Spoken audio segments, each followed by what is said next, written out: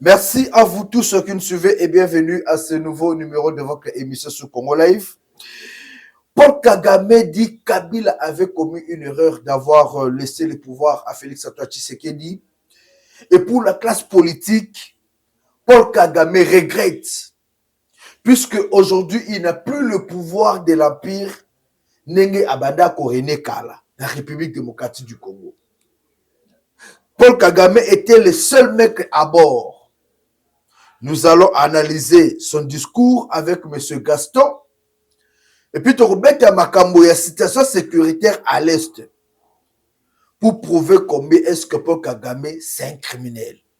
Monsieur Gaston, bonjour et bienvenue sur les antennes de Congo Live Télévision. Bonjour, monsieur le journaliste. Monsieur Gaston, je pense que vous avez apprécié la signature de l'accord entre la République démocratique du Congo, le Rwanda, sous la médiation des États-Unis pour la paix. Comment est-ce que vous avez jugé cette signature d'abord et puis le contenu de cet accord? Merci, monsieur le journaliste. Oui, j'ai bien suivi attentivement la signature de cet accord entre le Rwanda et la République démocratique du Congo. Vous savez, tout ce qui peut stopper cette folie rwandaise en République démocratique du Congo me fait plaisir. Donc, ça m'a fait plaisir de voir que, en fait, signe cet accord pour que la guerre s'arrête, pour que la paix revienne à l'est du Congo. Ceci dit, la première chose qui m'a fait d'abord plaisir, c'est de voir qu'en fait le Rwanda accepte de signer cet accord et se désengager de l'Est de la République démocratique du Congo, c'est-à-dire retirer son armée qui est en République démocratique du Congo. Cette signature qui a été d'abord posée par la République rwandaise, donc via son ministre des Affaires étrangères, c'est un beau signe qui, enfin, prouve que le Rwanda ne peut plus dire que son armée n'est pas en République démocratique du Congo, parce que le Rwanda a accepté justement de se désengager, donc de retirer son armée de l'Est de la République démocratique du Congo. La deuxième chose qui m'a fait plaisir, c'est que après son retrait, qu'on attend toujours, c'est en fait la population peut revenir au foyer sur les collines qui est occupée jusqu'à aujourd'hui par l'armée rwandaise et aussi les Tutsis qui sont venus du Rwanda pour s'installer dans cette région. Ce n'est pas chez eux. Donc, tous ces étrangers doivent dégager, doivent quitter la République démocratique du Congo. Il y a quand même une chose qui m'a inquiété et qui m'inquiète toujours, c'est que on désigne, le Rwanda exige que d'abord on arrête, ou bien on arrête les FDLR. Et pourtant, le Rwanda, en attaquant le Congo, disait que les FDLR qui étaient à ses frontières menaçaient le pouvoir de Kagame.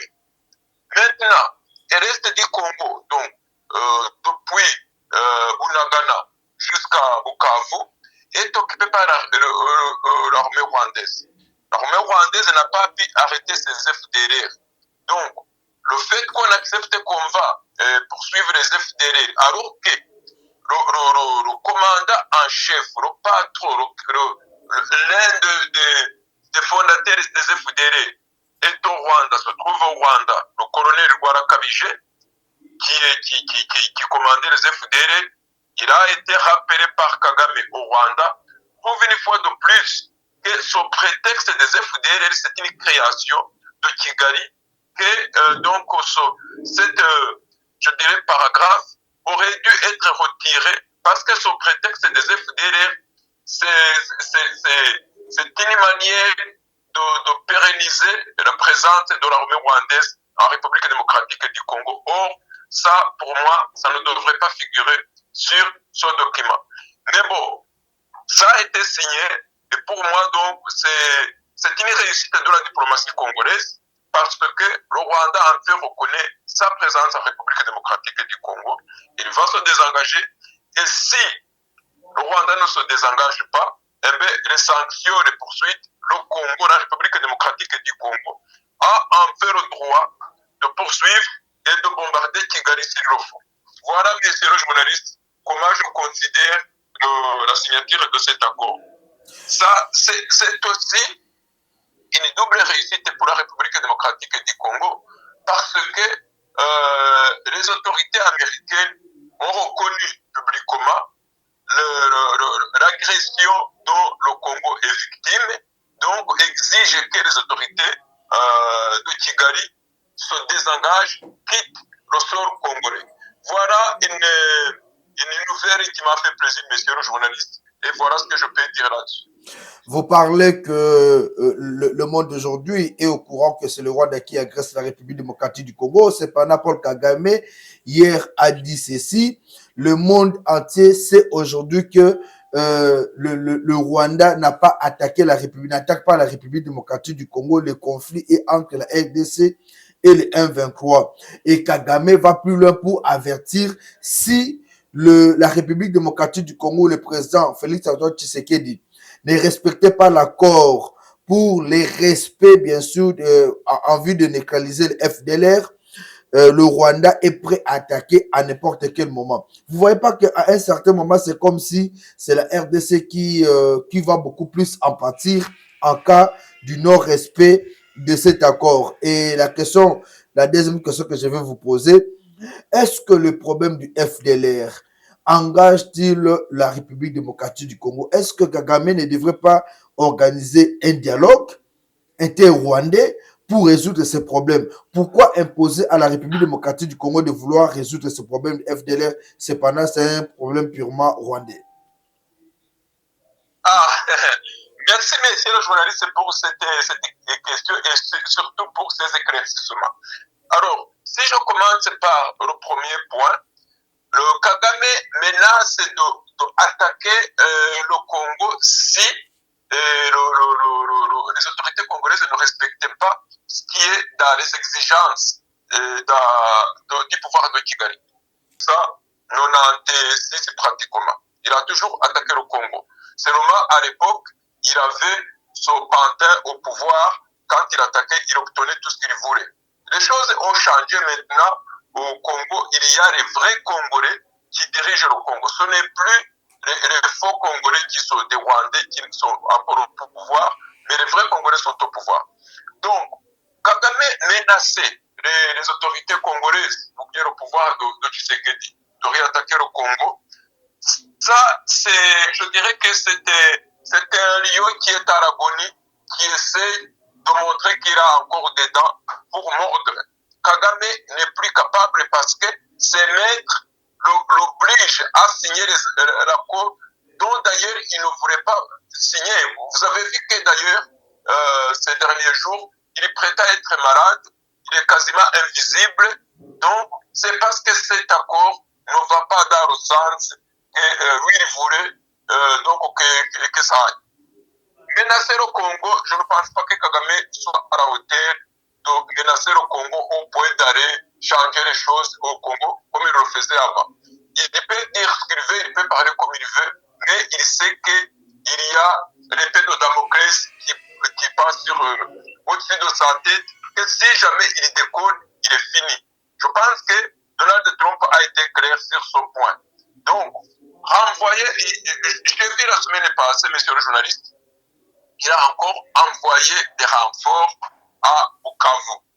Et ça, vous avez vu le rapport de l'ONU d'ailleurs, qui désigne Kagame comme responsable donc du malheur de l'Est du Congo, des crimes à l'Est du Congo, mais aussi qu'il a l'intention d'annexer l'Est du Congo. Donc, tout ça, ça sort aujourd'hui, c'est pour désigner le vrai coupable. Ce n'est pas ce vrai coupable qui va encore menacer, alors qu'on sait très bien que tout ce qu'il faisait, c'est qu'il avait le soutien de ses maîtres. Il suit en fait Kagame, il suit ce que ses maîtres lui dictent. Il ne peut pas, en sa propre initiative, aller menacer le Congo comme il le faisait avant. Et ça, il le sait très bien. Il ne peut pas le faire.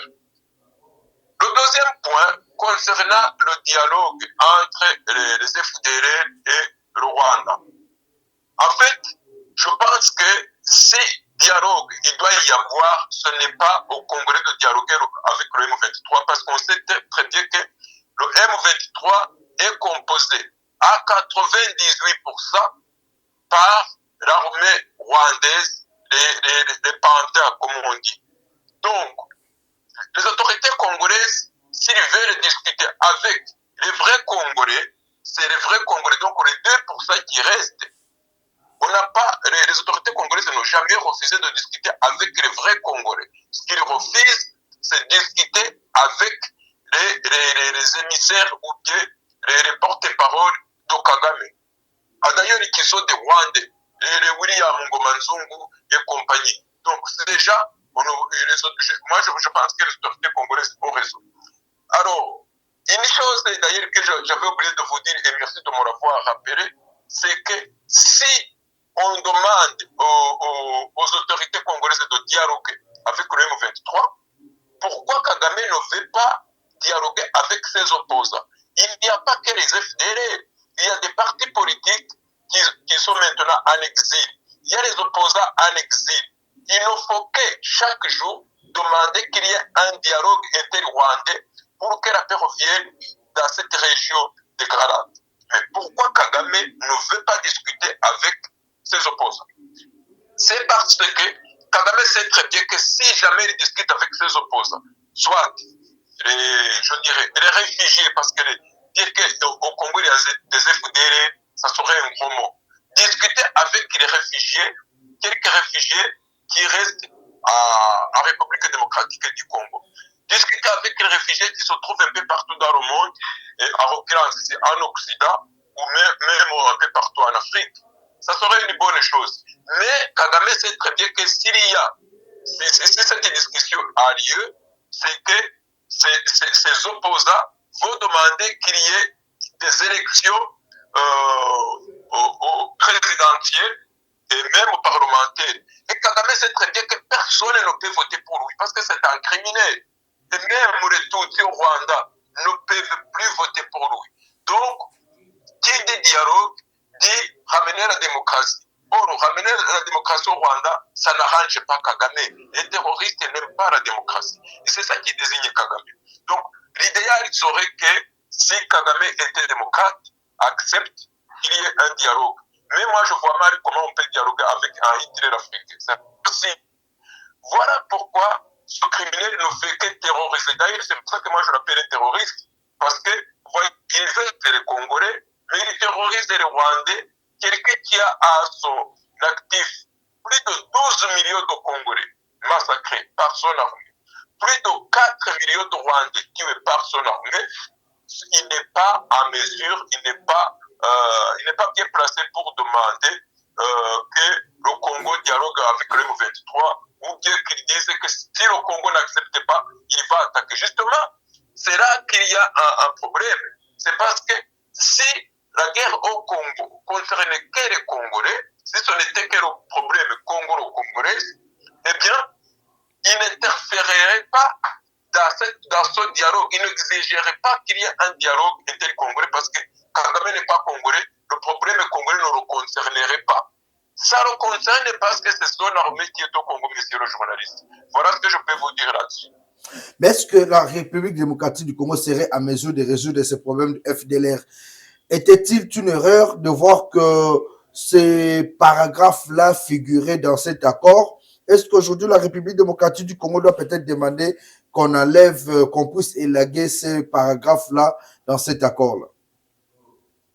Personnellement, je pense que les autorités congolaises devraient demander que ce paragraphe soit supprimé de cet accord parce que Kagame l'a dit, monsieur James Kabarebe l'a dit lui-même, il y a plus ou moins 4 ans, que les FDL ne posaient plus de problème que les Rwandais devaient dormir sur les oreilles sans problème parce que même si les FDL attaquaient le Rwanda, ils ne feraient pas plus de 5 minutes sur le territoire rwandais.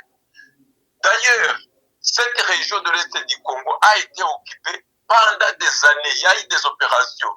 Kimia, Umoja Wetu, tout ça pour chasser ce qu'on appelait les FDL. Mais en réalité, il faut que je vous le dise, messieurs les journalistes, c'était des opérations pour massacrer les Bantous, les Hutus, Bantous donc, et on en a profité d'ailleurs pour massacrer les Congolais, en prétextant que c'était des FDL. Vous savez, messieurs les journalistes, il y a 2 semaines, on a arrêté la population congolaise, donc de l'Est du Congo, de la région de Rutshuru, de Bwisha, de Kiwanja, ces gens qui parlent le Kihutu. Le Kihutu, ça ressemble beaucoup au Kinyarwanda. Ces gens, on les a arrêtés, on les a ramenés au Rwanda et on les a présentés comme des FDL. Donc, FDL, ça veut dire quoi? Ça veut dire des Bantous qui peuplent cette région. Ce qui est triste dans tout ça, c'est que les autorités congolaises, jusqu'à aujourd'hui, n'arrivent pas à capter cette stratégie des criminels de Kigali.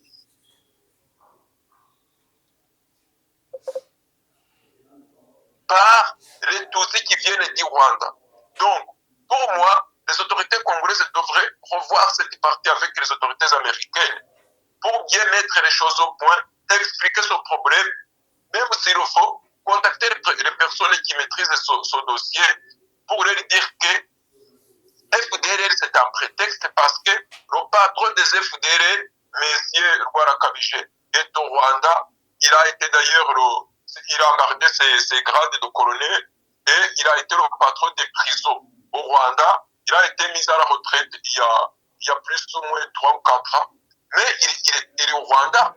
Il est parti avec tous ces généraux qui étaient dans les FDLR il y a quelques années. Ils ont été reçus par Kagame et puis ils sont revenus au Congo pour faire des opérations qui tuer les Congolais. Donc, prétendre qu'on va attaquer les FDLR, alors que les FDLR, les vrais FDLR, collaboraient avec Kagame, et ceux qui n'ont pas été tués par l'armée congolaise, ils sont repartis au Rwanda, ils sont dans l'armée de Kagame.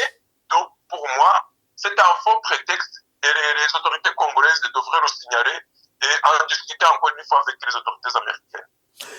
Je continue avec il nous reste quelques minutes seulement. Il y a Paul Kagame qui a encore continué pour dire cet accord signé, c'était pas un accord de paix. Paul Kagame qui précise que l'accord signé entre la République démocratique du Congo, la République démocratique du Congo, le Rwanda et les États-Unis, c'était pas un accord de paix, mais plutôt un accord de partage équitable, des ressources minières, de l'économie et de la sécurité. Est-ce que Paul Kagame est pour cet accord ou que Paul Kagame finirait peut-être par lancer une nouvelle guerre aujourd'hui contre la RDC? Je ne sais pas. Je n'ai pas. Ça a coupé un tout petit peu, monsieur le journaliste, mais si j'ai bien compris, le président rwandais, ce criminel rwandais, parce que ce n'est pas vraiment un président, c'est un criminel. Pour moi, il n'est pas pour cet accord. Si son ministre des Affaires étrangères, M. Olivier Nduhungirehe, a été signé cet accord, c'est parce qu'il a été obligé d'aller signer cet accord.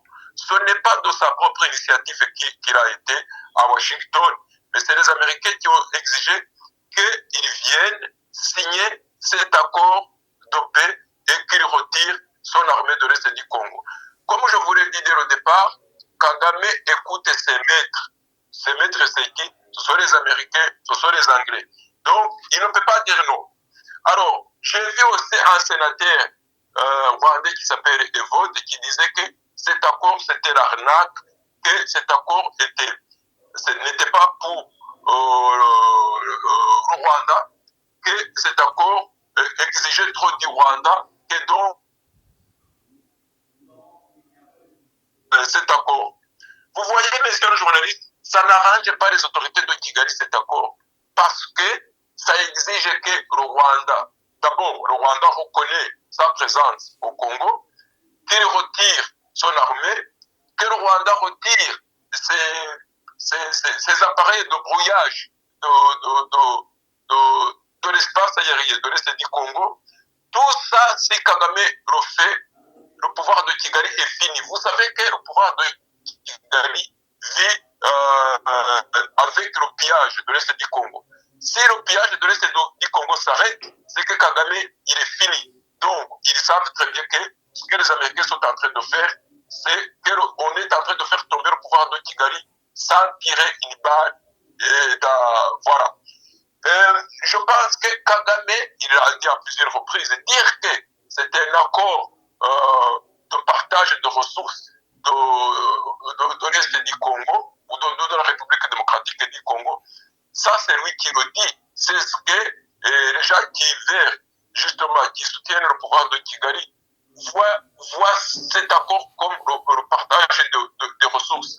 Et pourtant, va à créer, comme on l'a dit la dernière fois, des emplois à l'est du Congo, enfin, au Congo en général, mais aussi exige qu'il y ait la paix pour que les business tournent bien à l'est du Congo. Or, pour qu'il y ait cette paix, il faut que ceux qui créent des troubles à l'est du Congo partent, que les criminels partent. Et vous savez très bien que si ces criminels partent, il y a aussi des enquêtes et des mandats d'arrêt qui risquent d'être lancés dans quelques années ou dans quelques mois, messieurs les journalistes, et parce que ce que l'armée congolaise fait, pardon, l'armée rwandaise fait à l'est du Congo, tout est connu. Et vous savez que la Cour pénale internationale est derrière les autorités de Kigali pour les crimes qu'ils ont commis à l'est du Congo. Donc, tout ça fait que si la guerre s'arrête, Kagame sait très bien qu'il est fini. Donc, ce n'est pas à Kagame de soutenir cet accord. S'il va signer, parce qu'il est obligé d'aller signer au mois de juillet, je ne sais plus la date, je pense que c'est le 27 juillet, il va être obligé d'aller signer. Non pas parce qu'il le veut lui-même, mais parce que ses maîtres exigent qu'il aille signer. Voilà pourquoi il est en train de s'exciter ou bien de dire que ça n'avantage pas ce n'est pas en faveur des Congolais, mais que ce soit en faveur des Congolais ou pas, qu'on partage les ressources minières ou les matières premières de la République démocratique du Congo, en quoi ça concerne le Rwanda? Pourquoi le Rwanda ne se concentre pas sur ce qui le concerne, le garde toujours dans l'assiette de son voisin? Voilà le problème. Et c'est d'ailleurs pour ça que Kagame sait très bien que s'il arrête d'aller chipper dans l'assiette de son voisin, ben, il ne va plus manger. Et voilà ce qui le perturbe. Et c'est pour ça qu'il s'excite, il commence à dire, voilà, non, c'est pour partager ce n'est pas pour ramener la paix, mais c'est partager la richesse. Il ne sait pas ce que c'est partager les matières premières et la paix. Ça va de pair. Donc, on ne peut pas séparer les deux. Donc, c'est encore une fois une victoire diplomatique pour les autorités congolaises qui est une défaite de Kagame dans l'histoire, monsieur le journaliste. Voilà, il nous reste deux questions. L'avant-dernière question est celle-ci. Kagame accuse Félix Tshisekedi. Tshisekedi a eu le pouvoir puisqu'on l'a appelé seulement au bureau et on l'a donné le pouvoir. Est-ce qu'on peut dire que Kabila et Kagame avaient un autre plan sur la République démocratique du Congo que Félix Tshisekedi aujourd'hui a perturbé? Est-ce qu'ils ont un plan aujourd'hui d'éliminer physiquement Félix Tshisekedi pour continuer à régner en roi contre la République démocratique du Congo? Monsieur le journaliste, si Félix Tshisekedi Tshilombo n'a pas été élu par les autorités, la population congolaise, est-ce que ça devrait être le problème de Kagame? Kagame n'a qu'à gérer son pays. En quoi ça le concerne si le président congolais n'a pas été élu par sa population? Ce n'est pas son problème. Qui a voté au Rwanda? Qui a voté pour Kagame? Personne. Donc, si Kagame a eu il n'a jamais eu plus de 5% de vote au Rwanda. Qu'est-ce qu'on fait au Rwanda? On prend les urnes et on vote, en fait, l'armée rwandaise commence à voter quelques semaines avant les élections et ce sont ces urnes qu'on compte comme quoi on a voté pour Kagame. Ce n'est pas la population rwandaise qui vote. Donc, le problème congolais, les élections au Congo, ça ne concerne à rien les autorités de Kigali. Le problème, c'est que le Rwanda ne peut pas vivre sans sommeiller de la gouvernance de la République démocratique du Congo. Et ça, c'est un problème, justement. En quoi ça concerne Kagame si la population congolaise n'a pas voté pour Tshisekedi? Ce n'est pas son problème. Et en parler ici, d'ailleurs, à oser en parler, ça prouve une fois de plus que ce monsieur sommeille de la politique congolaise. Et c'est ça, justement, que les autorités congolaises ne veulent pas. Et ça perturbe Kagame. Alors, si je reviens à la question, si Félix Tshisekedi Tshilombo n'a pas été élu par la population, mais vous voyez quand même partout où il va, moi je n'ai pas voté au Congo, mais partout où il va, vous avez vu comment il est accueilli. Comment les gens s'engagent derrière le président. Quand il propose ou bien il demande que les choses soient faites, mais est-ce que vous avez vu, il y a l'opposition évidemment qui critique, et ça c'est normal dans une démocratie. D'ailleurs, ça n'existe pas au Rwanda. Donc, quand ils critiquent Kagame, qui est mort tout de suite. Et il y a beaucoup de morts au Rwanda, ceux qui ont essayé de critiquer Kagame. Ils sont morts. Ceux qui ont... Vous savez, mes journalistes, c'est qu'il y a des jeunes Rwandais qui sont en prison parce qu'ils ont osé lire un livre sur comment changer la dictature. Ça, c'est le titre de ce livre. Comment changer la dictature, mais sans effusion de ça, sans utiliser les armes. Ces jeunes, on les a attrapés lire ce livre et ils sont en prison, condamnés à perpétuité. Donc, ça c'est la politique au Rwanda. Kagame, ce qui lui ferait plaisir, ça serait de voir encore les gens comme Kabila, Hippolyte Kanambe au pouvoir, ou bien voir Messier Nanga au pouvoir, parce que ce sont des lèche-bottes, ce sont les gens qui sont sous ses ordres. Et ça, la population congolaise n'en veut pas.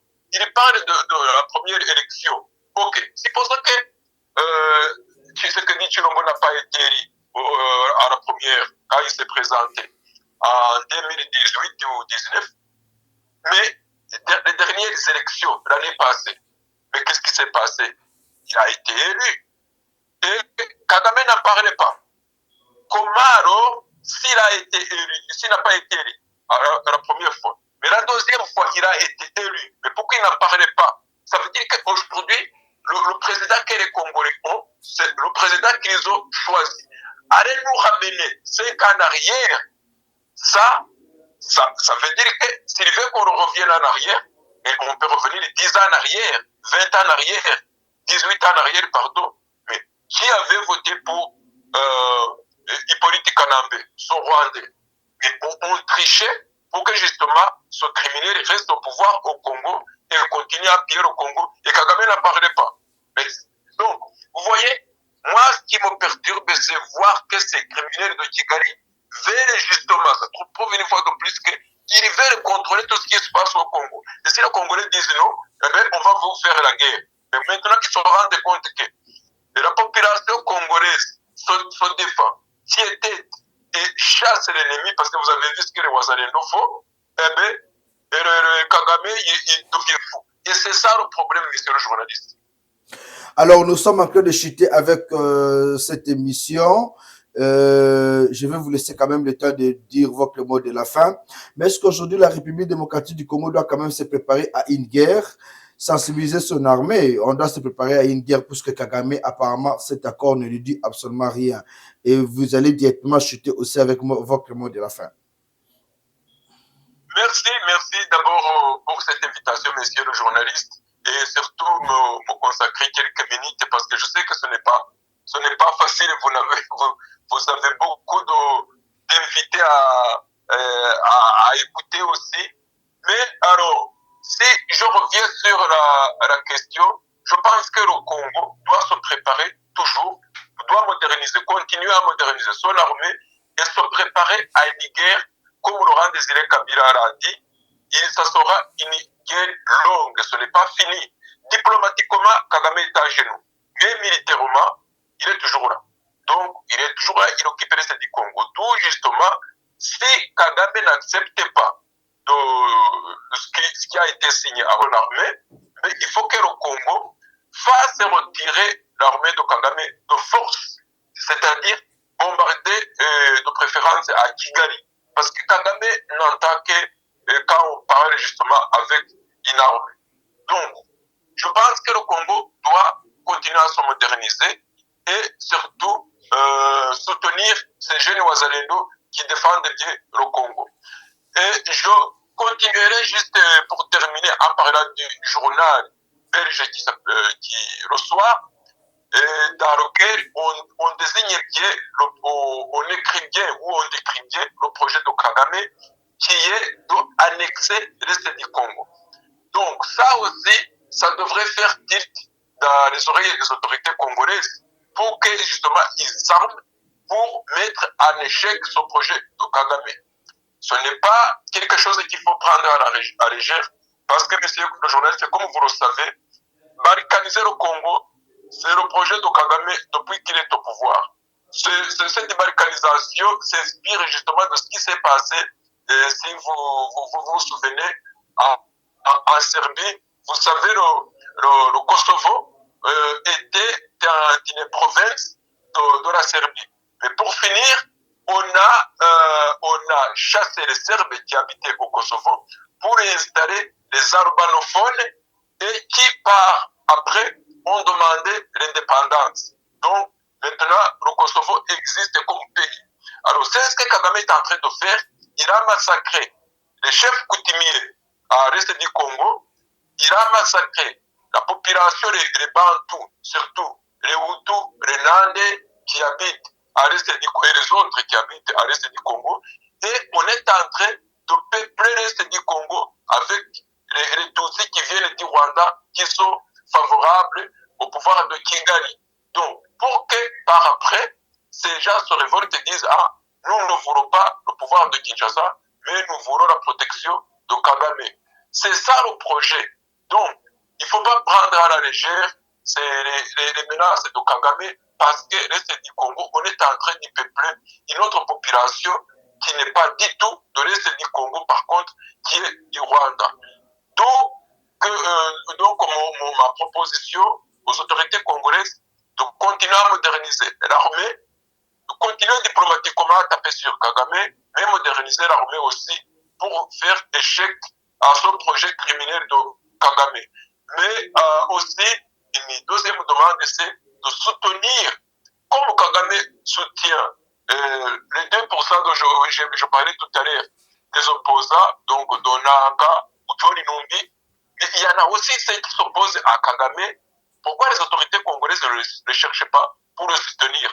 Et enfin, pour terminer, monsieur le journaliste, vous m'avez posé la question, mais j'avais oublié d'y répondre.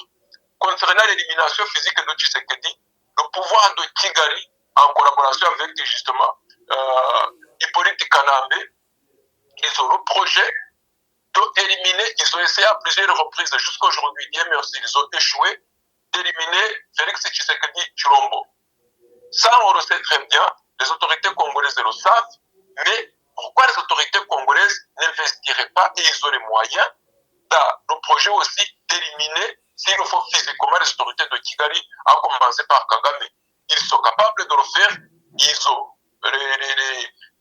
les gens qui sont prêts à le faire, mais pourquoi on n'investit pas là-dedans? Parce que maintenant, si on veut la mort des autorités congolaises, eh bien, il faudrait répondre coup par coup, donc éliminer aussi les autorités rwandaises. Parce que si quelqu'un veut vous éliminer, et vous le savez, il l'a dit, donc il faut investir aussi dans les moyens pour faire le même coup à ceux qui veulent vous faire du mal.